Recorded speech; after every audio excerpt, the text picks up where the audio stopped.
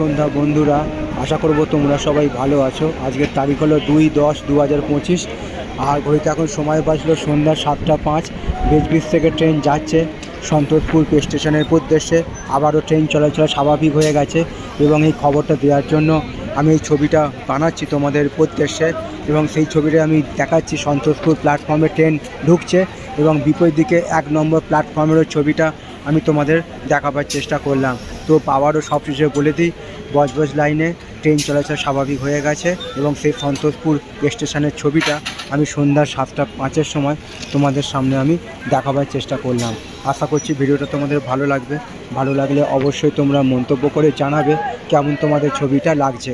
তোমাদের উদ্দেশ্যে ছবিগুলো বানানো, তোমরা আমার পাশে থাকার দরুন আমার চ্যানেলটা খুবই গ্রো করেছে এবং এর জন্য সবার জন্য আন্তরিক শুভেচ্ছা ও ভালোবাসা রইল। আজকে যেহেতু শুভ বিজয়া, সবার জন্য প্রীতির শুভেচ্ছা ও ভালোবাসা।